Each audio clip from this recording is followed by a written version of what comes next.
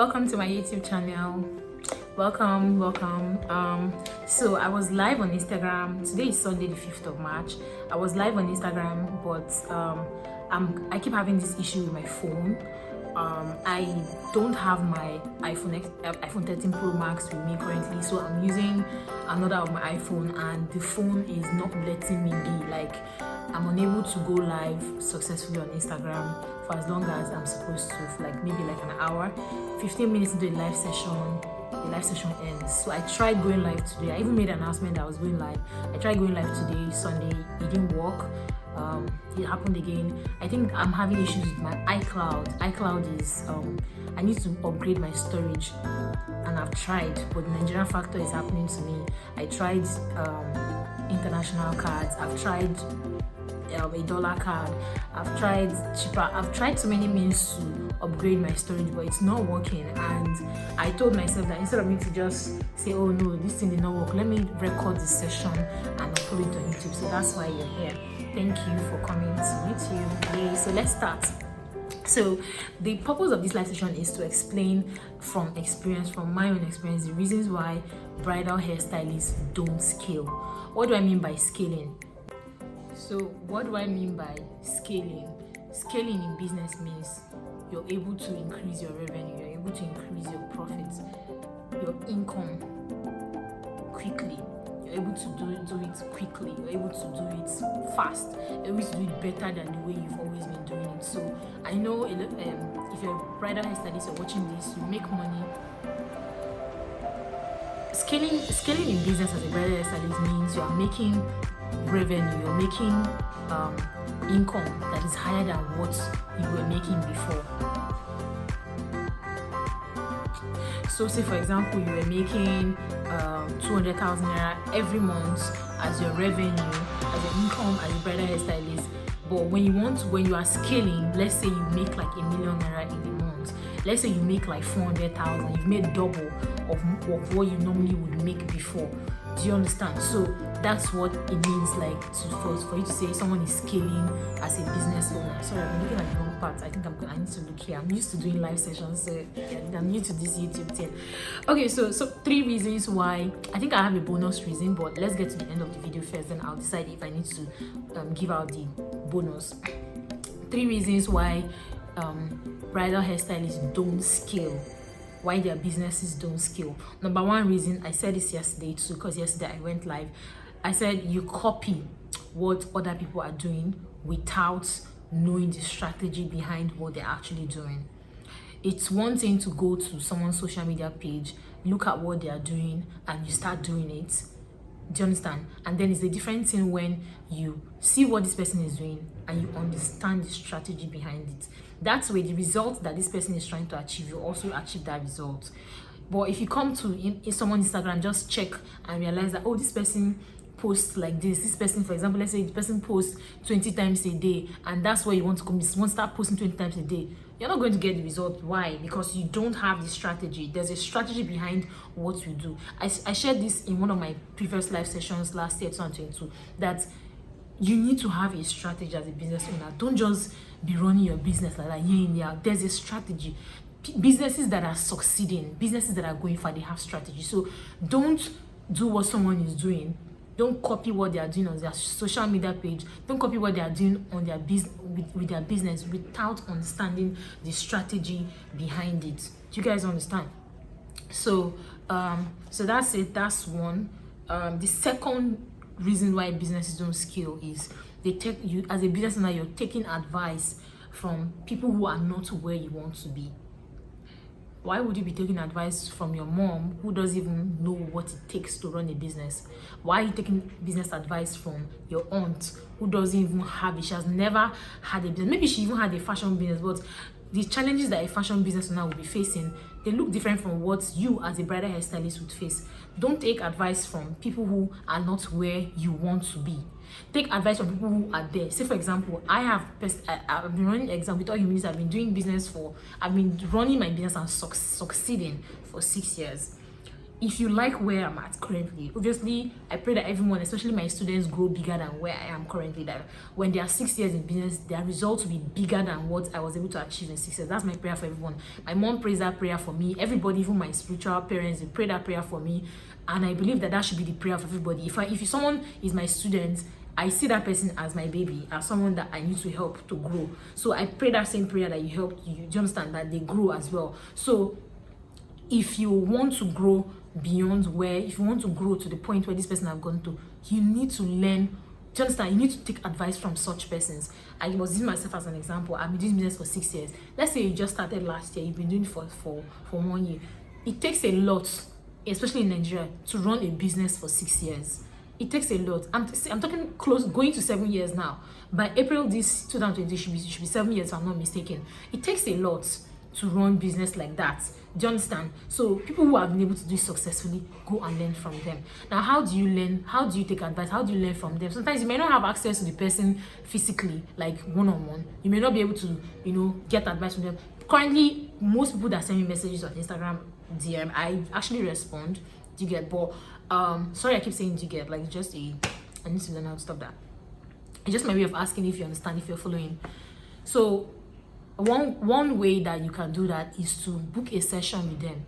Pick their brains, book a session with them. You can tell them how much would it take for, how much would you charge if they don't currently offer such. Like right now, I'm letting it in the open that you can actually reach out to me and say, oh, I'm struggling here in my bridal hair business, and would you be able to help me with knowledge? How are you able to handle this thing? One problem that a lot of bridal hairstylists have currently is their terms and conditions. They usually have issues with refunds or no refunds. This one or no. All those things can be sorted. I never struggled with refund or no refund in my business because I knew what to do from the very onset. Why? Because I went to somebody and I asked for help. I used to do makeup before. My own case is sort of like different. I used to be a makeup artist, so I was surrounded by matured makeup artists, people who have been in business for some time. So things I heard, I was able to implement them even when I became a bridal hairstylist. So a lot of those issues I think I only had one time when I and a bride was being very nasty about requesting for a refund, which she was even against the policy that she said. Right from the very onset, I've always been giving my brides terms and conditions. So these are there's just so much that you can avoid, but you have to learn from someone that have gone through that. Don't just get up and start suffering. There's this popular saying that people say the best way to learn is from experience. Not true. What if you experience what you've experienced and you didn't come out of it? The best way to know that fire is very fire is not good or fire is destructive is to put your hands. No, you can learn. Someone has put their hands inside that fire and they got burnt. They can tell you, don't put your hand here. This is what you should do now to navigate this. Why don't you take advice from such persons rather than struggling on your own?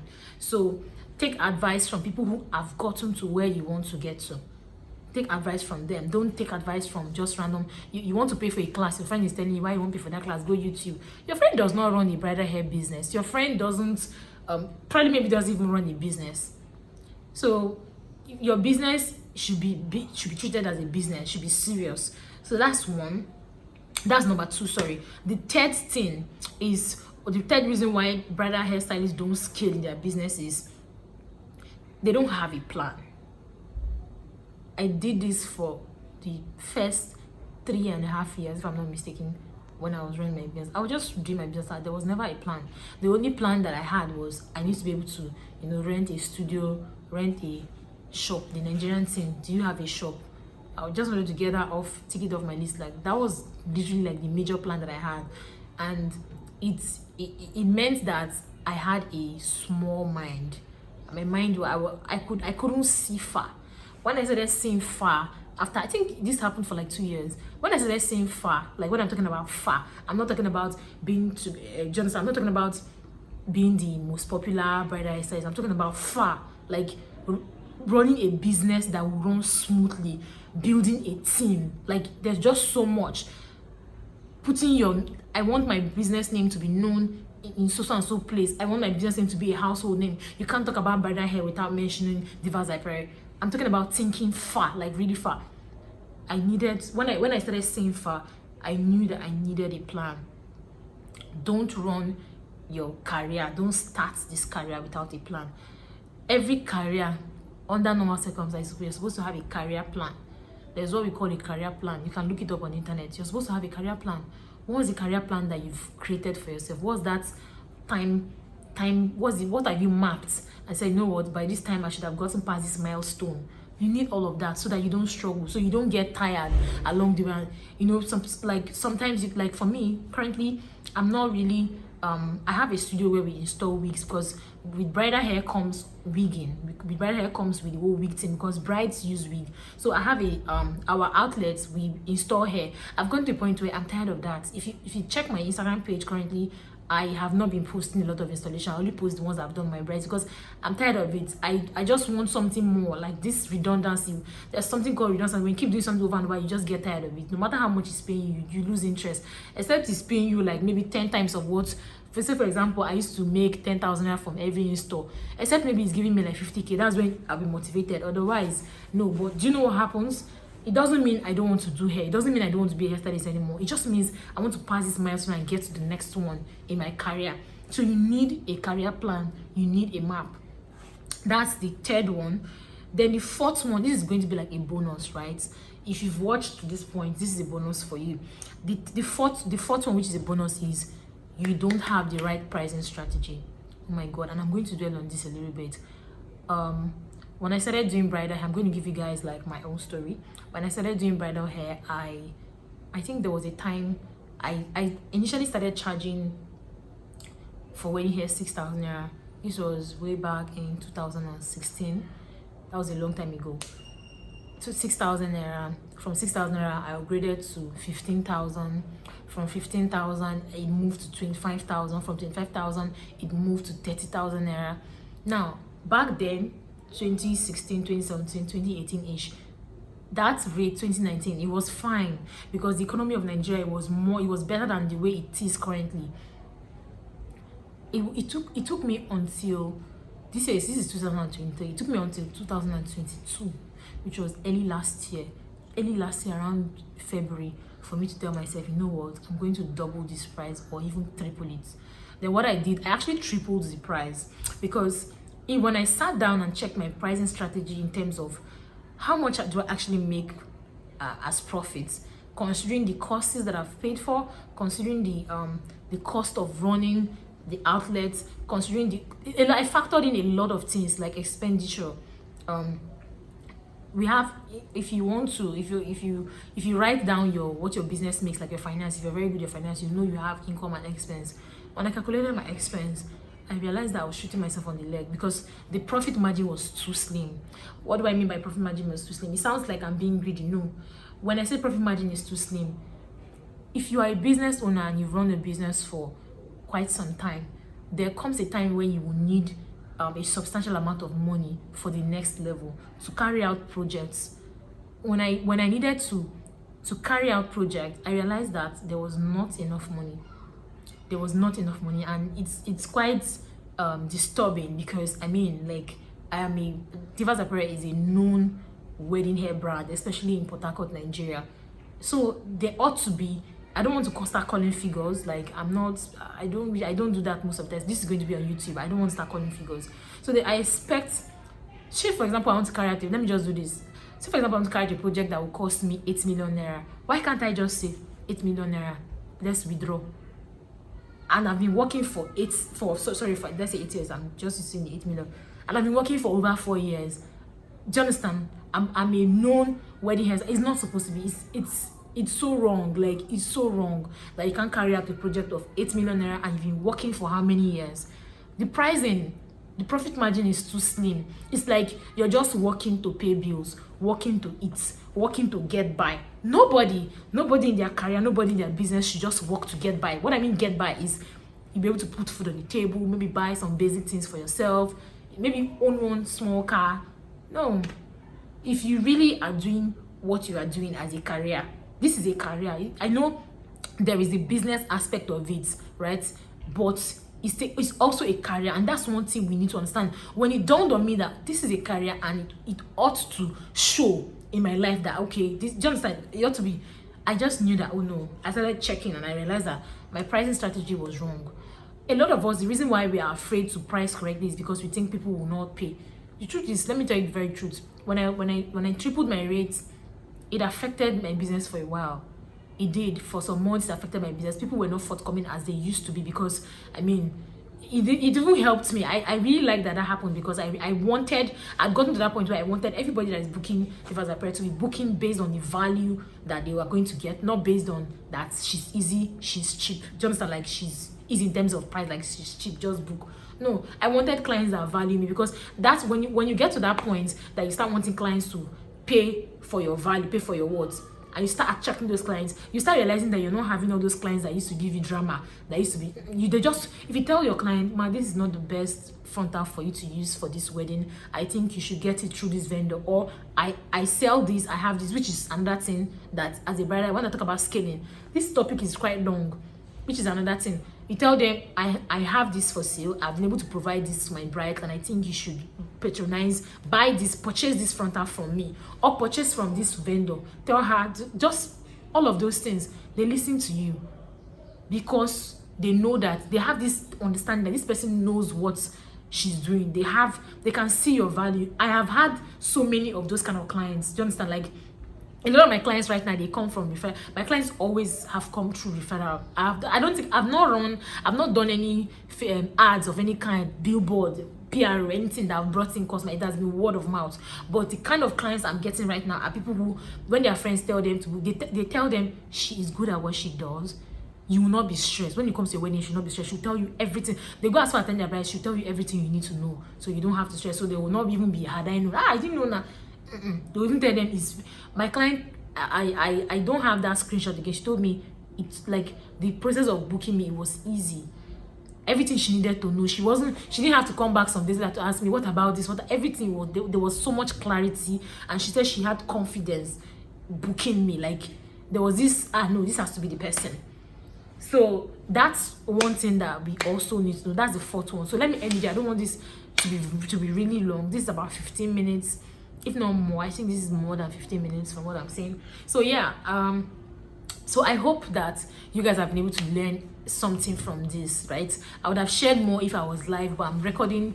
I'm just recording normal recording so I can upload on YouTube. So I'm not able to, like, no, usually when I go live, most times I see people commenting, saying things that will make me even chip in more. But because that's not available, I'm sort of like limited. So I hope you guys have been able to learn something from this. We need to be able to know that we can build businesses that can scale. As a bridal hairstylist, you can scale. Do you understand what I mean? You can double and triple your income. It happened to me. I saw it. For example, let's say I used to book 4 or 5 brides within a month previously. Right now, I can work with just one client and I can make that money. I have clients who book me for the entire day, and that's enough to cover the amount that I used to work 4, 5, 6 brides. Sometimes I will even book like 3. Right now, I've even stopped that. Before, I used to have like 3 bridal sessions. I will start by sometimes 3 a.m., 4 a.m. I don't do that anymore. Right now, the earliest session for me is 5:30 a.m. After that, I go to the next person by 7 and I'm done. And then I also have a team. I also have a team of bridal hairstylists that my clients now trust. Like, they were still in the process, but my clients now trust. So I can be at a particular bride, and other of my team members are with another bride. Do you get? So I'm talking about scaling, being able to have profits, revenue that you normally would make. You double it, you triple it within that very period of time. So I hope you guys found this video very helpful. I would like for you to also do me a favor, because I'm trying to point to people. I'd like for you to also do me a favor by sharing this video to anybody that you know that have considered starting a hair business. It might not even be that the person is currently a bridal hairstylist. Bridal hairstyling is one career that I will encourage anybody. So far as you do hair, I think it's something that you benefit from, because the level of freedom that comes from you being a body, like, I can't even explain it. I don't think I would have chosen a better career. In fact, I'm not living here. This is where I'm meant to be, because I remember when I was in school and I was telling God that, because when I was an undergraduate, and I was telling God that I wanted a business, a career that would allow me to serve him, that would allow me to have time, because I like I want to have a family. That may not be like everybody's desire, but I want to have a family. I want to start a family, and I wanted the luxury of time to be able to pick up my kids from school, to drop them off, to be able to do certain things, you know, that most jobs will not allow you to do. I wanted that as part of, do you understand, like in my life. I wanted that. So when I was led to start doing wedding hair, I didn't even know initially that, oh, this comes with this level of ease. Then it dawned on me that, oh boy, this is what you prayed for. This is the answer to that prayer every single time. I've said it before, I've shared it on my Instagram. So if you know someone that does wedding hair, you can share it to them. Even someone that maybe they don't do wedding, maybe they're into wigs or any other form of hair service, or maybe they are considering it, or maybe they are not even sure what they want to do. Just share this video with them. It will give them insight. And yeah, thank you, even you that is watching. Thank you so much for coming on my YouTube channel to watch this video. Thank you. Do well to share. Maybe you don't know anyone, you can please just copy the link and share on your story. Somebody will definitely see it, and it's going to be useful to them. So thank you. See you until next time. I'm going to be uploading another video this week, so I'll see you guys in the next one. Thank you.